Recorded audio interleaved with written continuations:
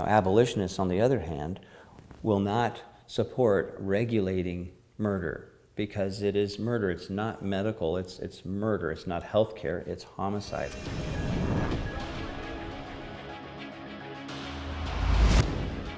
We are Christians. We've come today out of love for our neighbors, our freeborn neighbors who are being murdered today, and for our born neighbors who are coming to join in that killing.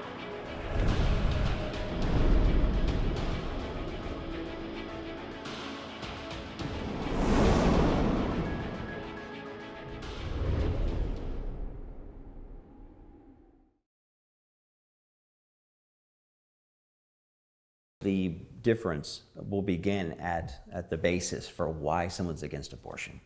If you're pro-life, you can be pro-life for any reason that you choose. It could be because you like babies, or because you believe, because of your religion, what your church has said about abortion, and so you believe what the traditions are, and you are against abortion because they say to be. It could be because you believe in evolution, and you think that people shouldn't be killing off their own species. It could be anything that you choose for any grounds, and that's all right with the pro-life movement. But with the abolition movement, the foundation is what God has declared, and that is the bedrock, the foundation for why abolitionists are against abortion, and that affects everything else about what we do. And so there's a difference in perspective of where we're starting. Now, because there's a difference in the founding, in the basis of why we're against something, there will be a different path of what is recommended to pursue a course against an evil. And so for the pro-life movement, there's going to be a pragmatic view of what do we think will work to restrict, to stop, to hinder abortions. And so there's going to be, following that plan, there's going to be experts who will say, this is what I think will work, this is what I believe will be effective, and they will follow those pragmatic lines. And so in that case, there's going to be a difference, because with the abolitionists, we're going to want to have practical things to do, but we're operating under a providential mindset. Because we have the biblical framework, we're then going to follow the commands of God in relation of how to engage against an evil like abortion. And so we're going to be following that rather than what is pragmatic, what the platitudes of the professionals will say. And then in the outer workings of that, it will be affected by the course we follow. Now, one of the major ways that is seen is the difference in the legislation that the pro-life movement will promote and the legislation that abolitionists will stand by and promote.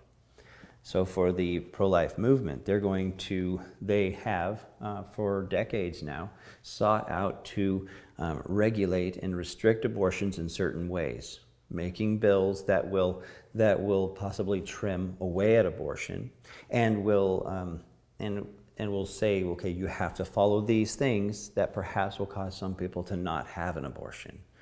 And it may be a bill that says you have to wait 24 hours before you kill your child, or you have to do it with someone who has a medical license, or you have to have a well-lit room, clean facilities.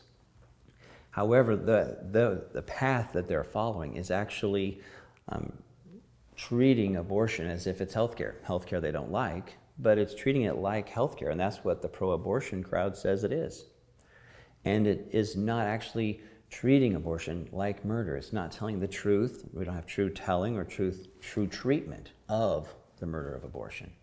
Now, abolitionists, on the other hand, will not support regulating murder because it is murder. It's not medical, it's murder. It's not healthcare, it's homicide. And so abolitionists are calling not for it to be regulated. We don't believe that we should regulate child sacrifice, just like we don't believe we should regulate any other type of murder. We shouldn't make a law that says you can strangle your neighbor, but you can't cut him up in pieces. We don't believe that would be a just law for them, and so we don't believe it is a just law for any other people group. What we're trying to do is love our neighbors as ourselves. And in our nation, we have equal protection under the law. We're desiring to secure that for our preborn neighbors.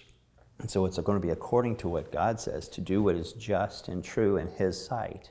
And then we rely on God for the results of that and trust Him for fruit. And so that will be seen in differences in our engagements, whether it's outside an abortion mill or in conversations with people on campuses, or whether it is what we're calling for in the State House. It will be impacted because of the foundation we have, and the path we call for is going to impact what we're calling for our leaders to do, for our magistrates to secure justice. The pro-life movement's call is saying we want to try to regulate it, to try to restrict how many people will actually do it because they have to jump through these hoops. But we don't believe as abolitionists that people should be allowed to murder under color of law. We're actually trying to establish justice under the law. So it's not that abolitionists are against regulating abortion just because it's not enough. We're against regulating abortion because it is not just. So it's not a question of what we think is going to be feasible or recommended by experts, but it's a question of obeying God, because abortion must be abolished.